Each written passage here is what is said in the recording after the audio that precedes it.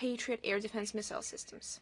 On December 5th, Swedish Minister for International Cooperation and Foreign Trade, Benjamin Duz, announced his ministry plans by 31st of August 2026 to reduce financial aid to Tanzania, Mozambique, Zimbabwe, Liberia, and Bolivia. And for what exactly? Perhaps Sweden is concerned with the issues of their own population. Not at all. I have to take it in quotation marks. This saved up money that was first and foremost promised to the countries that really needed it, because colonialism was rampant there. All that money, that is approximately $170 million, to Bankovaya. Did you hear? Zelensky ran out again, so they need to refuel him. And at the same time, Stockholm even intends to close the embassies in at least 3 of the countries mentioned. And why exactly? Because they need to send even more money to sponsor killings of Ukrainian citizens. They will do anything in order to support the corrupted Kiev regime. And why? Well, probably because the Bankovaya regime has been hinting to all the sponsors that they have information about their real involvement in their affairs. That's how they've covered for terrorist acts and extremists, how they've stomped on the very definition of human rights, freedom, and democracy, sponsoring killings by the Kiev regime of those they consider their own citizens.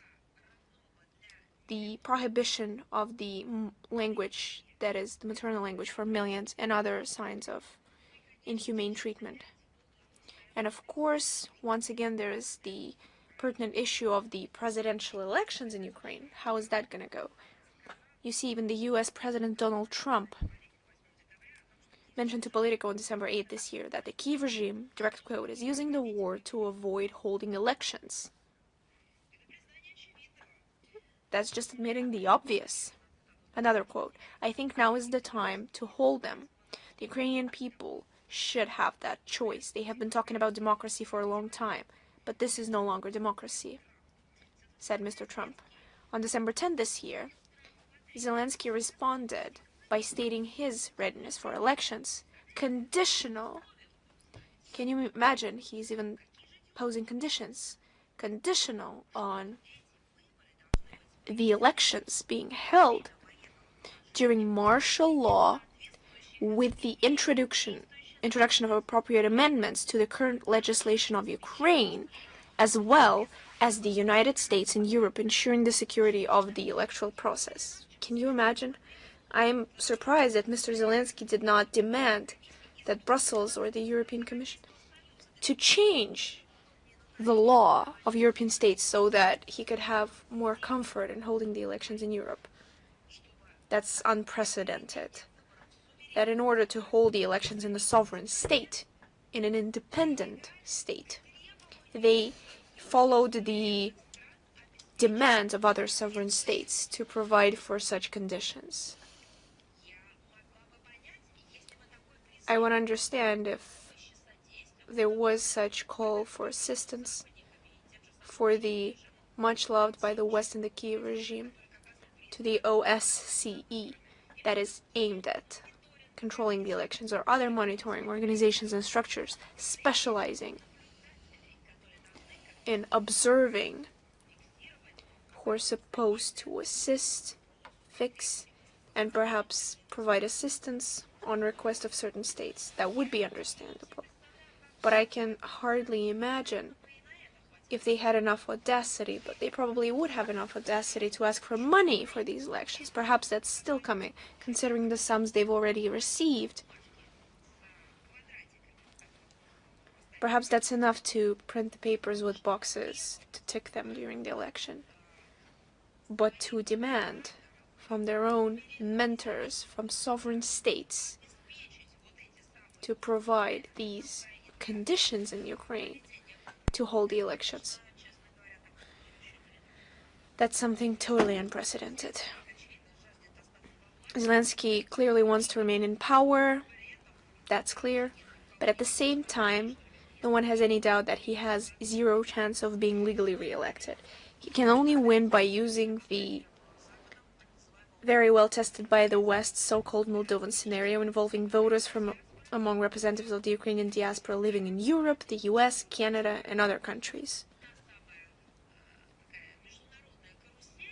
That's the international carousel that has already been tested.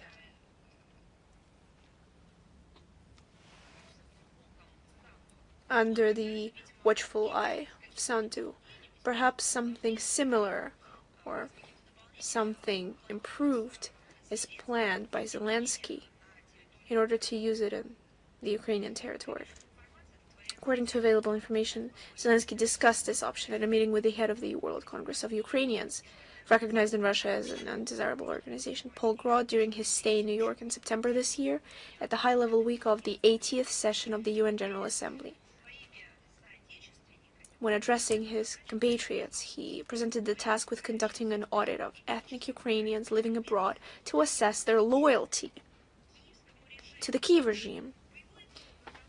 As a result, proposals should be prepared to strip individuals who criticize Zelensky of their citizenship, and measures should be taken to prevent pro-Russian or opposition-minded compatriots from voting. Is it clear what Zelensky wants from the West? He wants to hold the elections, not as generally understood. He is not interested in elections in Ukraine. He is interested in being re-elected. And in return, the World Congress of Ukrainians was promised increased funding and other kinds of support. I believe if they agree to that, day will come when Zelensky will incorporate it into voting points abroad, as well as the inscription points, in order to get re-elected and start another mobilization for his population, as he likes doing it, trying to kill everyone. At the same time, all this horrible, terrible things happening in Ukraine is no longer ignored. Someone starts speaking timidly, others more bravely. What Western experiments in Ukraine have led to. On December 8th, Luxembourg's Minister of the Interior, Leon Glodden, stated in an interview on the Paper Jam website, that was a direct quote, "I know that over many months, the number of Ukrainian refugees arriving in Luxembourg under temporary protection has been steadily increasing. This phenomenon is characteristic of the whole of Europe. As the conscription age is lowered, more and more young people are fleeing Ukraine. And as a human being," said the Minister of Luxembourg, "I understand them. However, there's a sense of strangeness, because on the one hand," said the representative of Luxembourg, "we're sending weapons and money to Ukraine so that it can defend itself. And on the other hand, people are fleeing from there. So we have to decide either one or the other.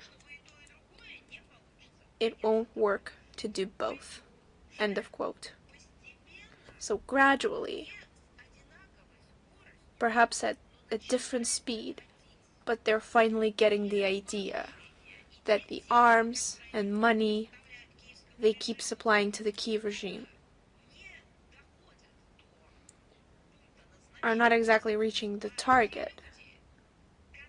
And the people who Zelensky uses to hide as a pretext when asking for money and arms for the West have no desire to fight whatsoever. And the only way to combine the arms they receive with these people is to start the conscription forcefully. So someone in the West is finally starting to guess the true nature of this scheme. Maybe not guess, but just voice it aloud. And it is unclear whether this statement is intended to prepare public opinion for the curtailment of aid to